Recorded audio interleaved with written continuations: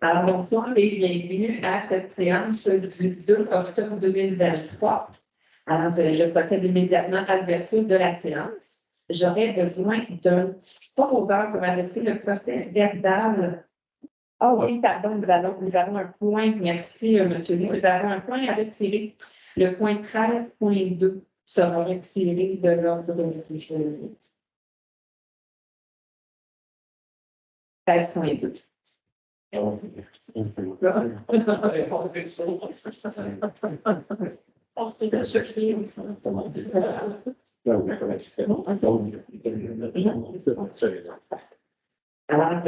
excusez-nous. Alors, ça va me faire proposeur pour accepter le procès verbal de la séance ordinaire du 5 septembre 2023. Qui se propose. Merci. Et un proposeur pour adopter le procès verbal de la séance extraordinaire du 25 septembre 2023. Claude Leclerc propose. Merci. Et enfin, un proposeur pour accepter le procès verbal de correction. En fait, c'est un dépôt sur une information, excusez-moi, c'est un dépôt d'une correction d'un procès verbal sur le règlement 21-810 qui était approuvé en janvier 2022, mais dans le règlement, on a marqué janvier 2021. C'est plus corrigé l'année. Voilà. Alors voilà, c'est ce qui nous amène à la période de questions. Un simple rappel là, que lors de la dernière séance, nous avons passé une résolution comme quoi maintenant nous allons avoir uniquement une période de questions. Alors, vous pouvez vous poser vos questions autant sur ce qui concerne l'ordre du jour qui va vous être présenté ce soir ou toute autre question. Alors, la parole est à vous. Ça ne sera pas très long. Je voudrais juste féliciter le conseil parce que depuis, dans notre coin, les autos ils ne sont plus dans les rues. Ils sont dans la place où le village est. Feu d'artifice, il y en a eu une petite il y a quelques jours. Musique forte, ça n'existe plus. Parler très fort, ça n'existe plus. Les Airbnb dans le coin, c'est parfait. Alors, je vous remercie, je pense que c'est vous qui va faire ça. Ben, merci, M. Vanier, pour vos bons mots. Ben, je parle de ce coin-là. Là. Parce que moi, je ne bouge pas d'ailleurs. C'est pas une question. Non. Pas de question? Ouais. Moi, j'en viens du C'est un compliment. Il y a des échanges avec le gouvernement pour rectifier, corriger les perceptions, les données qu'on a soumises. J'ai participé à un certain moment de l'année dans une transition à essayer de documenter la situation pour faire en sorte que on retire l'obligation d'installer des compteurs d'eau dans les résidences. À ma connaissance, sur les données que j'ai vues, le problème ne se situe pas là. Il était plutôt avec un citoyen corporatif que je nommerai pas, qui venait vraiment là, montrer un portrait plutôt négatif de la situation à Saint-Péréol. Alors, moi, ce que je voudrais savoir, c'est on est rendu où dans ces représentations-là, correction au niveau auprès du gouvernement.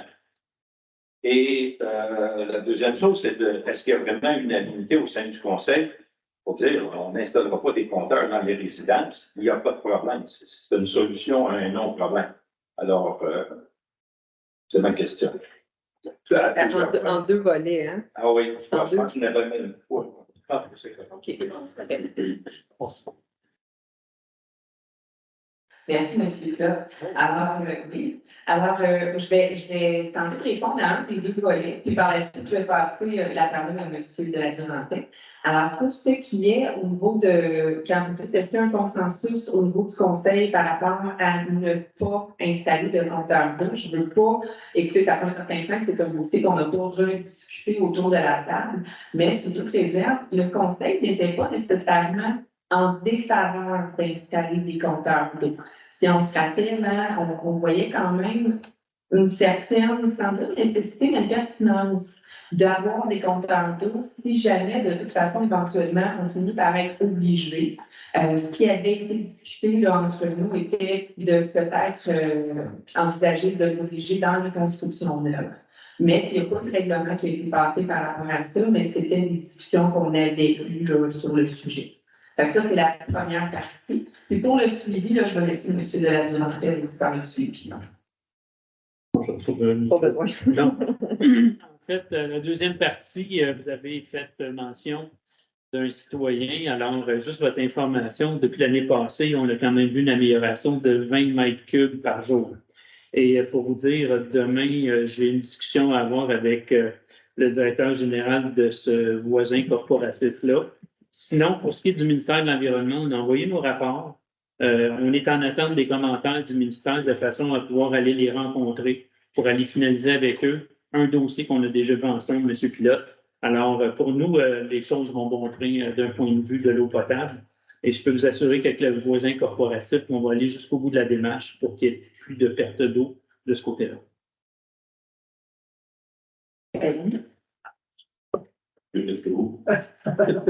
Alors, merci beaucoup la mise à jour. Je reviens sur la question d'installer des compteurs dans les résidences. On sait qu'à Québec, ça ne marche même plus. Je veux dire, l'idée, c'est de savoir où sont les problèmes, de les régler par secteur. Et le compteur dans la maison, je vois ça comme proche du micro, la solution de dernier recours si on a des comportements de citoyens qui ne sont pas corrects. D'aller installer des compteurs, bien là, après ça, il faut commencer à les gérer. Et on va apprendre quoi de ça? C'est ça que je ne comprends pas, pourquoi il y avait des personnes qui seraient encore en faveur de ça. J'aimerais ça que ça soit discuté au Conseil, qu'on ait une réponse claire par rapport à qui veut ces choses-là et qui ne le veut pas. Pour moi, je pense que c'est important de clarifier la situation. Deuxième question, je reste dans l'eau, mais les eaux usées. Il y a un exercice de capitalisation qui a été fait, qui devrait être fini à ma connaissance. Pour avoir été longtemps impliqué dans ça, disons que la façon que ça s'est fait, c'était plutôt broche à foin. Puis ça a coûté $250,000 à la municipalité de Saint-Péréal.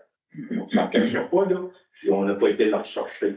Est-ce que la dernière caractérisation a été faite avec les bonnes approches?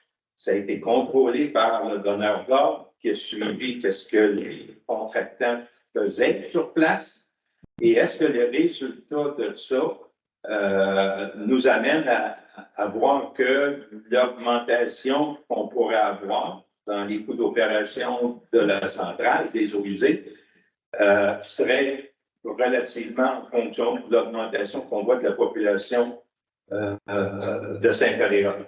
Ou est-ce qu'on a encore des surprises inexplicables? Merci. Ça fait plaisir. Encore une fois, je prends une partie de la réponse, puis ensuite, je passe la parole. Je peux vous assurer qu'effectivement, tout a été mis en place pour s'assurer du bon fonctionnement au niveau de la caractérisation. Je ne peux pas vous donner exactement tous les détails, là, je ne suis pas sur place dans l'opérationnalisation, tout ça, mais j'ai eu des suivis par rapport à ça. Je sais que ça a été fait d'une manière très rigoureuse. Puis, deuxième partie, je vous avoue que je n'ai pas la réponse. Monsieur de la Durantaine, Oui. Encore une fois, une bonne question parce que la pertinence des informations qu'on avait reçues, on a retourné un rapport pour demander des éclaircissements. On a fait ça le 27 septembre parce qu'il y avait des anomalies, selon nous, sur les lectures qui avaient été prises, sur l'historique de la production d'eau usée dans les dernières années. Alors, je peux vous dire que quand on a trouvé tous les petits détails qui étaient en écart avec ce qu'on avait fait comme observation dans les années passées, aujourd'hui, on attend un retour de la part de nos répondants qui devraient nous donner, on l'espère, en tout cas, quelques précisions hyper importantes. Mais on est très, très, très en contrôle du dossier. Si je peux me permettre, M. Desroches, qui était sur le comité de l'eau potable, a eu connaissance de certaines choses qui se sont passées quand on dit qu'ils ont bien fait des affaires. moi qui est un peu newfie là-dedans, ce que je comprends, il y a eu des affaires pas mal proches à point à un moment donné. Fait que ça serait important de s'assurer qu'on a une image claire de qu'est-ce qui a été fait là, puis est-ce que ça a été fait. Il semblerait que les gens, c'est ce qu'ils appellent le canal par champ, c'est pas quelque chose qui est si fréquent que ça. Fait que les gens qui viennent, qui travaillent là-dedans, peut-être de bonne volonté, mais n'ont peut-être pas les compétences qu'il faut pour s'assurer de le faire pour qu'on puisse interpréter avec précision et avec certitude les résultats. Fait que je me permets de faire cette petite remarque. Je vais laisser la parole.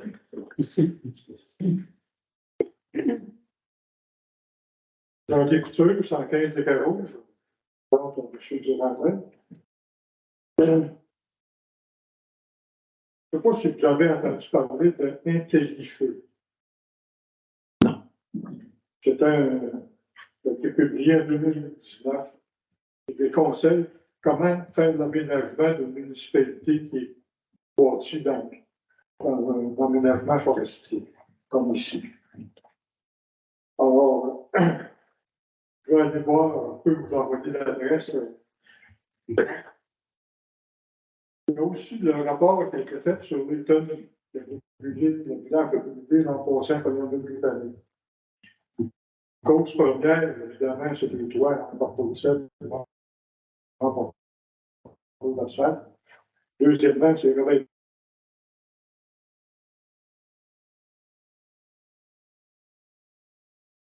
Silence. Et avec, quand il y a le foin au vent, il y a des sortes de cochonneries qui traînent là-dedans. Ça a alimenté le feu.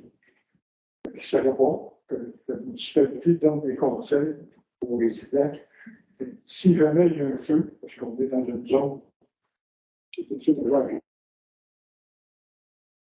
on réussit le feu. Quand la moitié du Mont-Saint-Anne est passé le feu. Je n'ai pas vécu.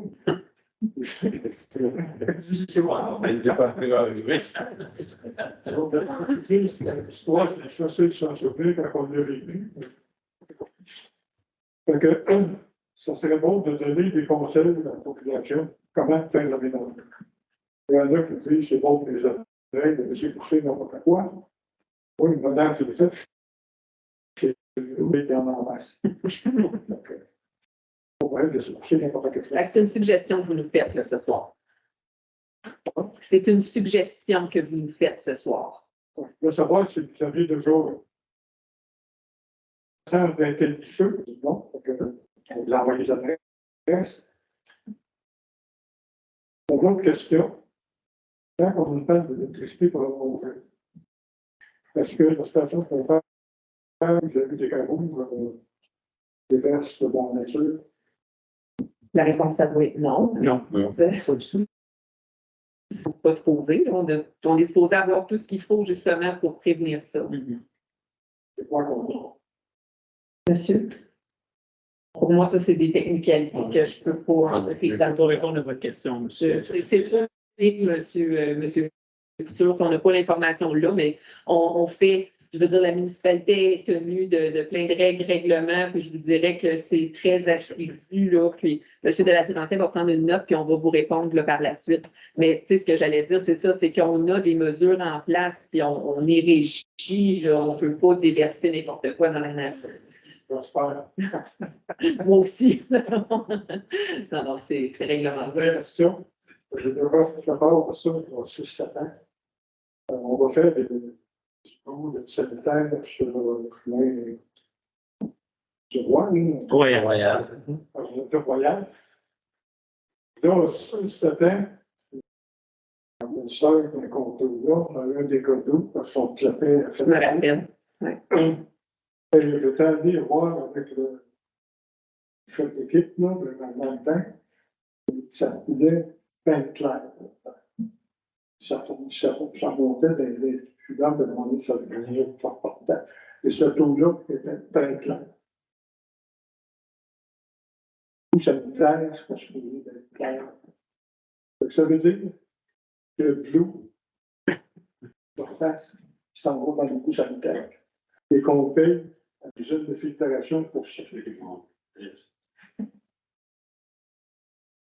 Ben, écoutez, là, c'est un constat que vous me faites. J'imagine qu'on peut en prendre note et faire des vérifications là-dessus, mais à ce moment-ci, c'est sûr que je ne suis pas capable de vous répondre.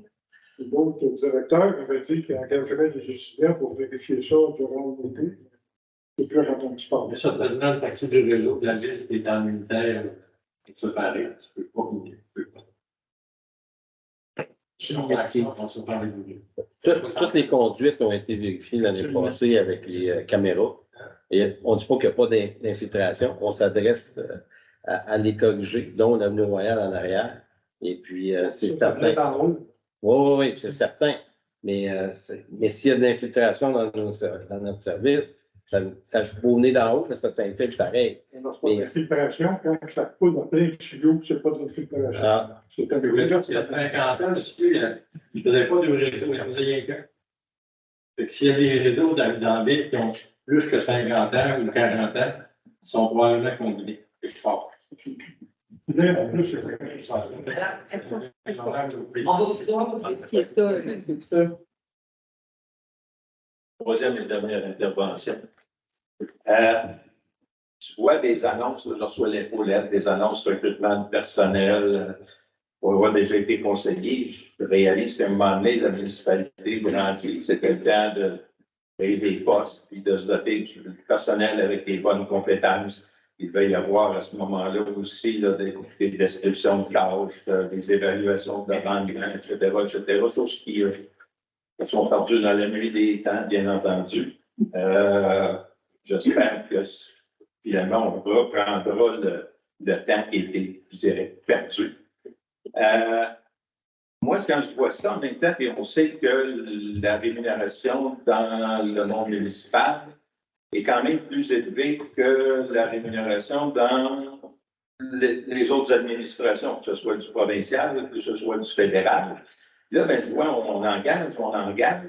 Moi, je me pose un peu la question, il y a un besoin, j'en doute pas. Est-ce que ça doit être des contractuels? Est-ce que ça doit être des postes temporaires? Je présume, j'ai bien confiance que le directeur est en train de, comme on dit, de tuner la machine tranquillement. Mais moi, j'aimerais ça qu'on me rassure un petit peu là, sur la stratégie où on s'en va avec ça. Parce que oui, on est en croissance, mais à partir du moment qu'on a des effectifs, on a les mains pas mal attachées, ben ça peut créer c'est les citoyens qui vont payer pour ça en bout de ligne. Moi, j'aimerais ça qu'on me rassure un tantinet soit peu par rapport à la stratégie qui est en arrière de ça. Merci. Oui, absolument. Ben, écoutez, c'est pas compliqué la stratégie, hein? C'est une analyse au niveau des besoins en ressources humaines. Vous l'avez dit tantôt, c'est une municipalité qui a connu une croissance dans les dernières années. Notre panier de services a aussi évolué. Puis, c'est pas sûr que la structure avait nécessairement évolué. Maintenant, quand vient le temps de faire l'embauche de personnel, on évalue les différentes options. Aujourd'hui, ce qu'il faut savoir, c'est qu'on est dans un moment hyper important au niveau de la pénurie de main-d'œuvre. Offrir un emploi aujourd'hui temporaire, il n'y a personne qui va venir. Alors, avant d'aller vers un poste à temps plein, on fait une bonne analyse. Puis aujourd'hui, les postes qu'on a dotés, qu'on va doter actuellement, je pense que dans les faits nets, il y a comme 2 postes de plus supplémentaires qui sont là en support administratif. Support administratif pour être capable de mieux servir la clientèle. Parce qu'en bout de piste, c'est ça aussi qu'on tente de faire avant de mieux servir notre population. Et pour ce qui est des salaires, on est aussi très attentif par rapport à l'offre salariale. Puis, ceux qui ont été un peu là-dedans depuis les dernières années, je peux vous dire que depuis l'effet de la COVID aujourd'hui, vous allez juste regarder dans les journaux, le gouvernement qui annonce probablement des augmentations de 3,4, 3,7 pour 2024, ben nécessairement que les salaires viennent en conséquence. Fait que je vous dirais que je suis très confortable avec les gestes qu'on a posés pour augmenter les effectifs qu'on avait besoin pour mieux supporter le support administratif de notre organisation. Si je peux ajouter quelque chose. Oui, bien sûr, bien sûr. Je peux ajouter qu'on voit beaucoup d'annonces, mais il y a des annonces aussi que c'est des remplacements. Parce que les gens en congé de maternité, en congé de maladie. Donc, c'est pas nécessairement tous les ajouts, ce qu'on voit présentement. Ta précision est bonne puisqu'il y a un poste qu'on offrait comme remplacement pour un congé de maternité et on a 0 personne qui est intéressée à ce poste-là. Malgré Plusieurs fois, là, plusieurs. Fait que, on le publicise, en effet. voilà. Les 2 postes, il y en a un qui est comblé présentement. On parle des nouveaux effectifs, là. Si je peux me permettre, vous n'étiez pas là lors de mes premières interventions, puis j'avais souligné au conseil qu'il avait fait une très belle acquisition avec le nouveau DG, puis je maintiens ce que je pense à ce moment-là. Merci, M. Plante. C'est le dos du port, 50 sur les 15 à Montréal. Cette information, il faut sceptique dans notre coin, quand est-ce qu'ils vont passer? Parce qu'il me semble que là, rendu au mois d'octobre, c'est ainsi, là, les rues vont commencer à régler pas vite. C'est pas fait encore. Il n'y a rien de fait encore, tout ça. Est-ce que, messieurs, Est-ce que vous avez vérifié auprès de Audrey ou Non. Manon? OK. Une programmation. 50 sur les 15? 50 sur les 15. Parce que moi, l'année passée, moi, je la fais vider toutes les années pareil. Oui. L'année passée, j'ai payé pour la faire vider. Puis ils sont passés au début septembre. Et là, à venir à date, on est rendu au mois d'octobre, puis il n'y a pas eu de téléphone, on ne voit pas encore les trucs pas passer. eu personne? Pas eu personne, rien de ça. Quand des situations comme ça arrivent, là, n'hésitez pas, hein, justement, à téléphoner à la municipalité. Ouais. Gênez-vous pas, là. Ton prénom, c'est Silvio, hein? OK, c'est bon, Silvio. Et après ça, avec les suivis des fosses septiques, ça a-tu abouti à quelque chose? Les personnes qui étaient avec des puisards ou des tuyaux dans les fossettes? Parce qu'avec l'ancien comité, ça avait fait des suivis de ça. J'en ai vu des bons pour voir s'il y allait avoir des obligations pour des fosses, de quoi de même. Là, ça peut être fait, Ça à ma connaissance. Pas encore. On le sait qu'il y en a. Quand on a fait l'année, là, ça fait déjà pratiquement 5 ans, là, ça, parce que ça fait 4 ans que le contrat a été donné. On est en renouvellement d'ailleurs pour FAO pour aller à un autre 4 ans. Il faudrait regarder fortement qu'est-ce qu'on va faire que je ne me souviens pas, je pense qu'elle avait 13 de mémoire. Mais sous toute réserve. Oui. Prends note. Pas de problème. Merci, M. Dupont. Merci. Question que j'avais pas prévue, mais compte tenu de la demande, désolé, il y a plusieurs années, moi, en tout cas, j'étais pour qu'on installe les applications informatiques pour aider à accroître la productivité du personnel, assurer des meilleurs suivis. Un des modules était des plaintes et les demandes des citoyens. Puis, dans les dernières années, comme conseiller municipal, j'ai réalisé qu'il n'y a personne qui voulait s'occuper de ça. Ma question s'adresse à M. Bergerantais. Est-ce que vous croyez que ce module-là est efficace et qui devrait être utilisé pour suivre les demandes? Et est-ce que ça se fait ou c'est quelque chose que vous comptez faire? 1er janvier 2024, M. Pilote. Ça va être en service. On a fait l'acquisition de ces culottes. Avec les pertes, c'était pas utilisé. Je renchérirais, on va plus loin, on va avoir un module qui s'appelle client. Vous allez pouvoir aller chercher vos comptes de taxes payés directement par ce module-là en ligne. Même avec la CLBC? Oui. C'est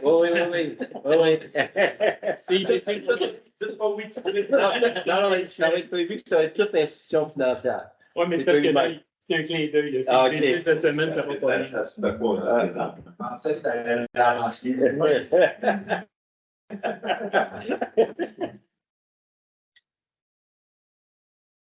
Dans les vacances, 35-95, Montréal. Une petite question concernant le poste de directeur adjoint au service d'incendie. Marc Épinot, En fait, Marc prend sa retraite. OK. Il nous a annoncé qu'il prenait sa retraite. Donc, effectivement, là, on va avoir une personne là, qu'on va nommer comme adjoint là, à l'incendie. là. c'est votre qui le directeur? Lui, votre Nicolas, le directeur adjoint, le directeur, c'est. Pour l'instant, on est à évaluer, ça va être quoi nos alternatives pour combler le poste de directeur. Ah, OK. Donc, Nicolas serait nommé, Adjoint. le conseil le décide, directeur adjoint. OK. Ça consiste, c'est jusqu'à 40 heures semaine? Non, OK, j'ai juste adjoint. Parfait. Merci. Question difficile. Sylvie Dupont, 50-75. Suite à la question sur la chance, Nicolas, il n'était pas juste déclaré de pompier, pour pas qu'il y ait des cours spécialisés pour pouvoir avoir ce poste de directeur adjoint là. Absolument. Parler d'une bonne personne, j'ai déjà été directeur des opérations à l'École nationale des pompiers du Québec. Le règlement, c'est la formation pour un officier dans une municipalité de 5 000 habitants et moins. C'est d'être embauché puis d'avoir 48 mois pour compléter sa formation d'officier non urbain. Et Nicolas commence sa formation à cette session-ci. Donc, il va aller chercher, j'ai l'impression, dans les prochains 18 mois, sa formation comme officier non urbain. Mais on est tout à fait légitimisé de faire ça comme ça. C'était ça. C'est une bonne question. Merci.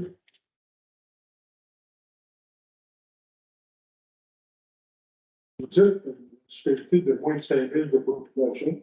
Je sais que c'est un période permanent.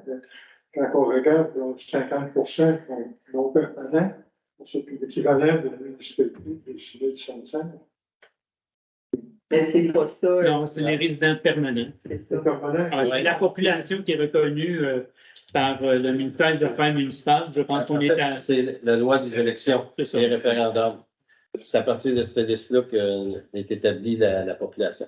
Les non permanents, pas. Mais on doit un vote sur deux. Là. S'ils sont deux dans la maison, deux propriétaires, c'est juste une personne. Mais c'est la population résidente permanente. Au sein de la Commission, Ouais. oui, Très bien. Alors, mon micro, il est comme de cours. La dernière question, il y avait deux périodes de questions. Là, il y en a une. Je pense qu'à un moment donné, on essayait de limiter les questions à 20 minutes. Là, ça va être quoi la directive ou la façon que vous allez gérer ça? Et j'aimerais savoir si M. de la Durantais compte être présent de façon régulière à ces réunions-là. Pour votre dernière question, je peux vous dire que oui. Monsieur de la Durantais est présent là, depuis qu'il a été nominé là, avec nous. Puis, concernant les périodes de questions, ben écoutez, je pense qu'on n'a pas changé le règlement. C'est un 30 minutes, mais comme vous voyez, je pense qu'on se permet de prendre les questions tant qu'il y en a. Là. J'imagine que le conseil se penchera si jamais c'est ça, il y a des débordements où on constate que ce n'est pas une formule qui est adéquate. Là, on révisera à ce moment-là, mais pour l'instant, là. D'ailleurs, je peux rajouter à Mme à Mélanie, c'est que en plus d'avoir juste une période de questions, maintenant, les projets de procès verbal sont disponibles en salle avant le début de la réunion. Fait que comme ça, vous pouvez les avoir sur place, les consulter au fur et à mesure qu'on avance, ou si vous avez des questions à la période de questions, ben. Ils sont mis sur le site web. Là, on a mis la traduction quand ça peut aller jusqu'à la dernière journée. Dans le moment, c'est juste l'autre jour et l'autre jour qui est dessus le site web dans le moment. Là. Ce serait une bonne idée de le rajouter. De toute façon, c'est de l'information que vous avez déjà. Là. C'est ça. Ouais. Ouais. J'en prends en note, puis on va le rajouter parce que de toute façon, quand les gens sont mieux préparés, ça fait une période de questions plus intéressante encore. Okay. Ça fait des bonnes questions. Ça fait des bonnes questions. Oui, c'est ça. C'est projet. C'est ça. Ben, c'est parce que avant, quand on avait deux périodes de questions, la deuxième période était dédiée à l'ordre du jour. Mais les gens n'ont pas de documents, ils savent. Il y en a même qui n'ont pas vu l'ordre du jour. Parler de l'ordre du jour quand tu ne l'as pas vu, ben là, on a dit on va leur donner les documents. Puis de toute façon, il n'est pas approuvé. Puis il peut être changé, modifié. C'est ça, il est évolutif. Il est évolutif jusqu'à là. Les deux, vous avez voté avec, ça sont définitifs. Oui. À moins qu'il y ait une erreur. C'est ça, t'en plein ça. Voilà. Très bien. Alors, c'est ce qui nous ramène à notre ordre du jour. Donc, le point 8.1, compte du mois.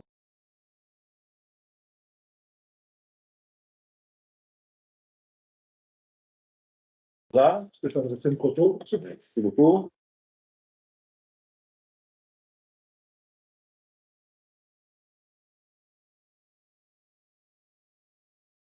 du mois de septembre sont de 75 865 et 84 sous. On va voir. Merci. 9.1, nomination instant.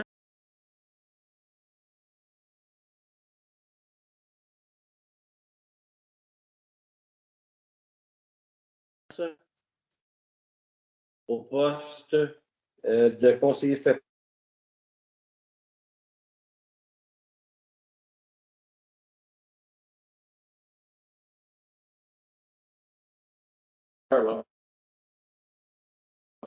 D'accord. Qui était déjà aussi, lui avait. C'est super. Je vais passer à poser des questions. C'est bon. 9.2, embauche à la bibliothèque. Que la municipalité de Saint-Péréal embauche Mesdames Margot Desbiens et Clara Lepage au poste d'étudiant comme préposé à la bibliothèque. Un proposeur. Nadeau propose. C'est 10.1, mandat notaire lot numéro 6 092 189. c'est qu'on autorise le directeur général adjoint, préfet trésorier, M. Martin Lee, à signer tous les documents de l'acte notarié concernant l'acquisition du lot 6 092 189. Pour des précisions, c'est une petite bande de demi-lune qui est dans le coin de la rue du Lens. Pour vous laisser le lot, là. Ça me prend un proposeur. Martin Lee propose. Merci. Transport 13.1, attribution du contrat de pavage de l'avenue Royale. La municipalité est en appel d'offres sur le système d'appel d'offres du gouvernement, SEAO, pour les travaux de pavage de l'avenue Royale. On a reçu 4 soumissions. EJD Construction, au montant de 369 120,95. Fernand Harvey et Fils Incorporé, 339 176,20. PE Peugeot Incorporé, au montant de 282 620 sous. Et Eurovia Inc. au montant de 274 325,98. En fait, c'est que les conseils accordent le contrat pour les travaux de pavage de l'avenue Royale au plus bas solutionnaire conforme, soit la firme Eurovia, pour un montant de 274 325,98, la taxe incluse. Le montant d'investissement est remboursable à partir du fonds de roulement pour un montant de 225 000 et le solde du fonds d'administration. Un proposeur. Je propose. Merci beaucoup. Recommandation du.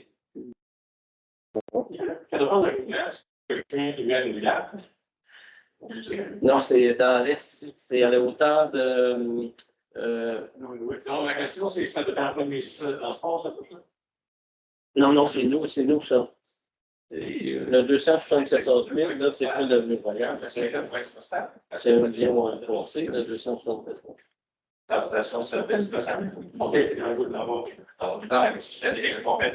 C'est le coin d'Alain Martineau, là. C'est ça, c'est plus loin, c'est Alain Martineau jusqu'à, je ne sais pas trop, là, 800 mètres, on peut dire. Une montée, ouais. Là, on essaie une nouvelle formule. Non, c'est nous autres. Dans ce coin-là, c'est nous autres. Juste au bout, ça veut dire Saint-Tite que c'est le ministère. Le village, c'est le MTQ, puis au début de la municipalité, c'est le MTQ. En arrière de la station-service, c'est qui ça? C'est nous autres. C'est voir les neiges, le ministère. Le ministère, les églises, c'est tout ça. 15.1, recommandation du comité consultatif d'urbanisme du 19 septembre 2023. Alors, explication et consultation sur 2 dérogations mineures au 131 rue des Cimes. Je vais commencer par la première. C'est une dérogation. En fait, c'est sur une pente de toit inférieure à 4,12 sur 55,1 de la toiture du bâtiment principal, alors que notre règlement permet tout au plus 25 de la toiture soit à 4,12. Depuis on va aller à l'autre après, mais en fait, la dérogation vise à déroger d'au moins 30 30,1 que les bâtiments de la même séquence spatiale ont des toitures avec des pentes accentuées, c'est-à-dire le secteur actuel où est-ce qu'il est situé, les plantes sur les plantes. les pentes sont beaucoup plus accentuées que celles que le fait d'accepter la demande ne permettrait pas de respecter l'obligation de règlement sur les PIA, règlement 15677, et que la dérogation 131 vise à permettre ça.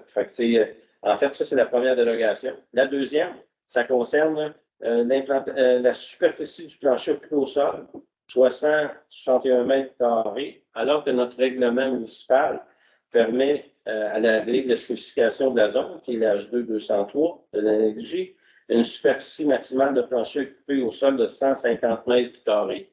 Ça déroge de 11 mètres carrés, naturellement. On dit aussi que le lot sur lequel la construction est projetée possède des dimensions supérieures à celles des nouveaux développements de la Russie, à tout près de 70%. Fait que le terrain est beaucoup plus grand. Et que le fait d'autoriser la présente demande de dérogation ne créera pas de préjudice pour le voisinage actuel. Fait que dans ce cas-ci, le CCU a fait une recommandation positive à la demande de dérogation, mais concernant la pente de toit, elle a été refusée par les membres du CCU. Je ne sais pas s'il y en a qui ont des commentaires. L'implantation au sol, on est d'accord. D'accord? La pente, Non, d'accord. pas d'accord. Effectivement. Parce que c'est beaucoup, bonne différence, c'est beaucoup des scandinaves. Fait que la pente est beaucoup plus accentuée. Des questions, des commentaires par rapport à ça? C'est beau. Alors, c'est ce qui nous amène à la décision sur les deux dérogations mineures du 131 rue des Cils. C'est que le Conseil refuse la demande de dérogation visant à permettre une pente de toit inférieure à 4,12 sur 55,1% de la toiture du bâtiment principal, alors que le règlement permet tout au plus 25% de la toiture à soit à 4,12. Et la deuxième, c'est qu'on accepte la demande de dérogation mineure visant que la superficie de plancher occupé au sol de 161 mètres carrés, alors que le règlement spécifie que ça devrait être de 150 mètres carrés. Un proposeur. Stéphane Racine propose. Merci beaucoup. Merci. Recommandation du Comité consultatif d'urbanisme du 11 juillet 2023. Alors, décision.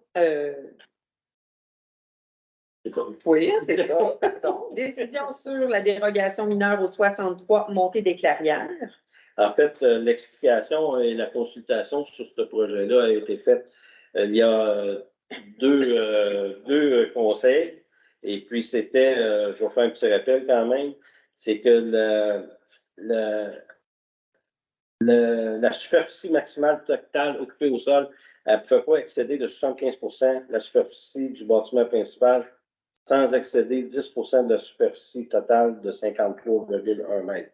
En fait, qu'est-ce que ça dit? C'est un grand terrain avec une petite maison, avec la problématique de construire un cabanon ou un garage est énorme, et puis ça dépassait énormément. Et puis là, on a parlé à madame, puis on a probablement trouvé une solution, puis le conseil a demandé que le département de l'urbanisme revoie la position concernant la réglementation pour certaines zones. Parce que dans le périmètre urbain, c'est permis, mais à l'extérieur, ça ne l'est pas. C'est là qu'on va revoir. Et pour asseoir, on va quand même refuser la demande de dérogation mineure parce qu'avec le nouveau règlement, ça risque peut-être de cadrer dans la réglementation future qui va être de zonage. Et puis maintenant, il est trop tard pour la construction qu'elle voulait entreprendre à l'automne. Donc, en fait, c'est que si jamais, advenant le cas où on décide d'aller, bien, comme on est en train de vouloir faire, le Conseil veut aller de l'avant avec ce changement réglementaire-là. Alors, les personnes dans des situations comme cette citoyenne-là n'auront plus besoin de faire une demande de dérogation mineure.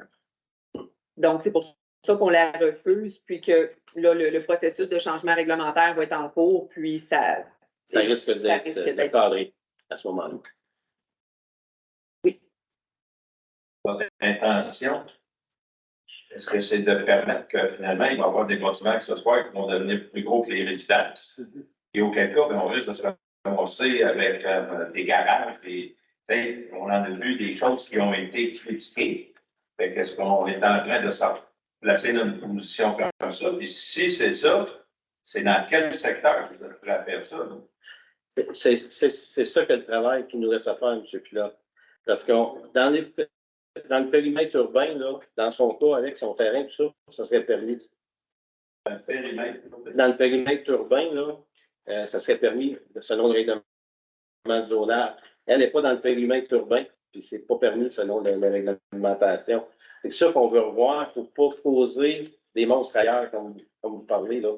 Parce que c'est le danger là, d'avoir des plus gros garages que des maisons. On ne veut pas ça. Ouais, non, c'est pas permis dans le périmètre, c'est pas permis dans le périmètre urbain. En fait, si on prend un pas de recul là, par rapport à cette demande-là, là, c'est que la personne, on va prendre spécifiquement son cas, en fait, c'est que la personne a un terrain plutôt grand, avec une maison assez petite. Puis, elle souhaitait avoir un cabanon un peu plus grand que ce qui lui était permis. Puis, les explications, puis la réflexion que le conseil a eue autour de ça, c'est que de plus en plus, hein, les gens, pratiquent beaucoup de sports différents. Fait que, tu sais, s'ils veulent avoir une plus petite maison, mais ils ont peut-être besoin d'un plus grand espace de rangement quand même pour pouvoir faire des sports et ranger autre chose. Mais bien évidemment, comme vous dites, on ne veut pas que les cabanons soient plus grands que les maisons. Ce n'est pas ça qu'on souhaite non plus. Mais on voulait quand même faire la démarche de réviser les grandeurs qui étaient permises parce que c'était quand même petit, puis ça ne créait pas nécessairement de préjudice par rapport à la grandeur de son terrain, par rapport à où elle était située géographiquement, tout ça. Fait que c'est ça, c'est comme l'exercice qu'on a mandaté l'urbanisme là, de faire. Là. Il faut avoir la méthode de calcul. Il faut c'est ça. Tout à fait. Mais je suis d'accord avec M. Pilote qu'il ne faut pas s'en retrouver avec, même si la personne a fait multisport, ça peut être un énorme cabanon pour une petite maison. Non. Et c'est pas l'intention du conseil, plus loin de là. Cette personne-là, pour que ça fait cette demande-là. Pardon? C'est la première fois, parce que je me rappelle. Oui. Cette personne-là. Il y a quelqu'un d'autre qui était venu ici et qui. Mais elle, c'est la première fois. Mais peut-être qu'une des approches, ce serait de faire un agrandissement à la maison, quelque chose qui fait partie de la maison. Tu n'es pas obligé de rendre ça, comment dirais-je, isolé comme pour une maison. Si c'est pour. Il y a peut-être moyen de trouver une façon que la maison devienne un peu plus grande en ayant un espace de rangement plus grand. Puis, quand ça grossit, bien, ça veut dire aussi que ça va avoir quelque chose de préparé. Ben, le calcul va se faire, ça va lui permettre d'avoir quelque chose d'un peu plus grand aussi. Ce pilote, c'est pas l'aspect que ça soit séparé ou pas, c'est que ça soit un bâtiment accessoire qui soit collé à la maison ou pas. Mais c'est dans l'extension de sa maison, ça fait partie de la maison, comme un garage qui est. Ça va être calculé comme un bâtiment, la superficie va être calculée comme un bâtiment accessoire quand même. Oui. Chez nous, par exemple, j'ai un carpote. Le carpote est attaché, c'est considéré comme un bâtiment sanitaire. C'est calculé dans la superficie. Ça a toujours été ça. Oui, ça a toujours été. Non, mais c'est juste qu'on réfléchisse aux attaques. Ah oui. On ne peut pas. Tantôt, on a parlé des routes, puis monsieur, il a parlé des feux de forêt. Les changements climatiques, il faut s'adapter. On les voit toutes les mers à TV une fois par mois. Mais les inférieurs là-dedans, ceux qui évoluent vers ça, il faut penser à un moment donné qu'on va en avoir des trucs. Ça, il y a plein de. Même au Bordeaux encore, là, ça sentait quelqu'un qui fait des petits feux. On fait des petits feux de temps en temps. Mais c'est du monde qui brûle des feuilles. Nous, en 2023, on ne devrait même pas permettre ça. Les brindilles, les branches d'arbres tombées, mais brûler le gazon comme mon père faisait quand j'étais petit gars. On devrait pas faire ça. On devrait se pencher là-dessus. Parce qu'un jour, à un moment donné, on va lever sa feuille. C'est ce qu'on va faire, c'est justement là, pourquoi on veut réviser là, cette réglementation-là. Donc. On passe à la décision quand même. Oui, c'est que le Conseil refuse la demande de délégation mineure au 63 montée des clairières visant à autoriser une superficie maximale totale occupée au sol par tous les bâtiments accessoires de 74,1 m², alors que l'article 129 du règlement du zonage prescrit que la superficie maximale totale occupée au sol par tous les bâtiments accessoires ne peut excéder 75 % de la superficie au sol d'un bâtiment principal, 5 CD, 10 %. Dans ce cas-ci, ce serait 53,12 m². C'est significatif. Proposeur. Notre menu propose. Merci beaucoup. Merci. Alors, c'est ce qui met fin à notre ordre du jour. Est-ce que un ou une conseiller souhaiterait prendre la parole? Là, moi, je peux débuter. J'aimerais souligner l'anniversaire récent d'une personne dans la salle que j'ai eu la chance de croiser à l'épicerie la semaine dernière. L'anniversaire de M. Vanier, je lui avais dit, bien sûr que si vous êtes là, on va en parler au conseil, donc je l'ai fait. Joyeux anniversaire en retard. J'ai eu la chance de le faire la journée même. On voulait le souligner. Joyeux anniversaire, M. Vanier. Merci, M. Ennis. Merci. Quelqu'un d'autre?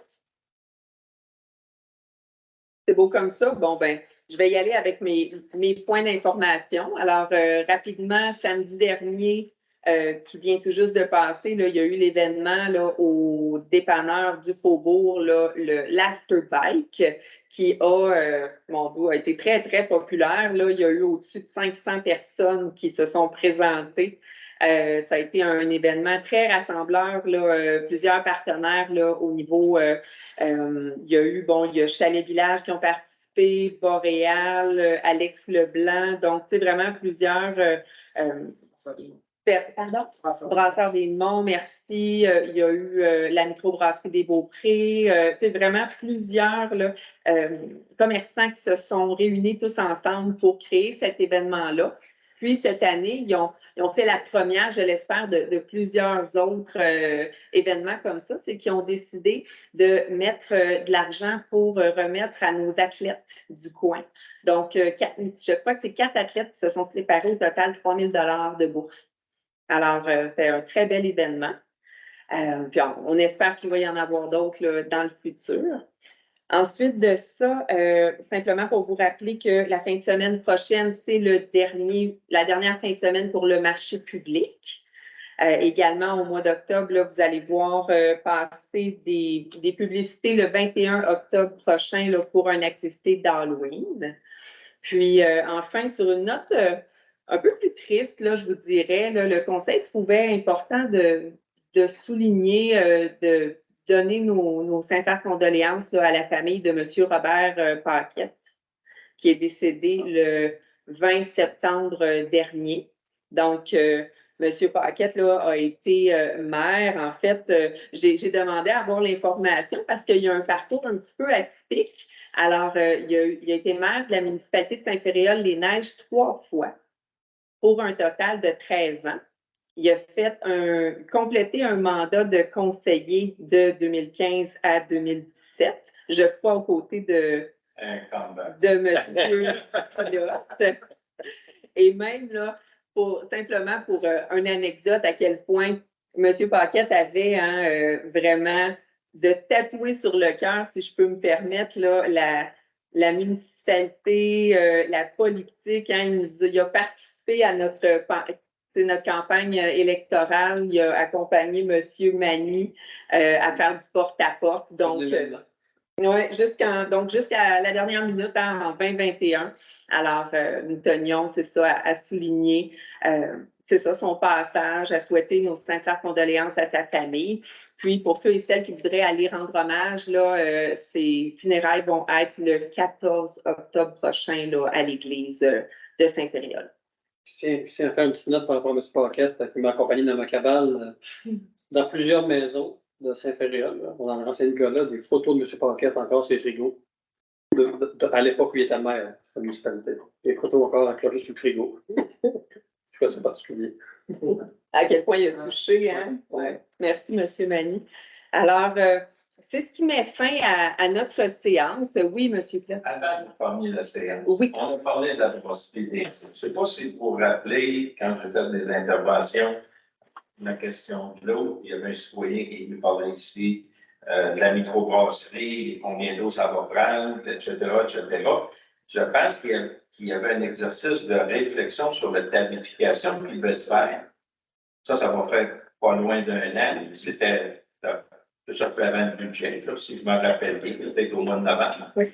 Donc, ça va faire 1 an plus tard. On est rendu où dans cette réflexion-là?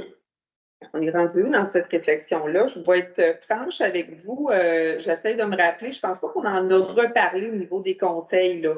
Mais effectivement, je vois M. de la Durantaye le noter. Puis, en fait, je suis contente que vous le souleviez parce qu'effectivement, ça va faire 1 an. Fait que, tu sais, on va peut-être être en mesure de voir avec un exercice complet, justement, là, qu'est-ce qui en ressort de ça. La réflexion accélérée. Merci pour votre point. Alors, c'est ce qui met fin à notre ordre du jour. Je vous souhaite une très belle fin de soirée. Et à bientôt.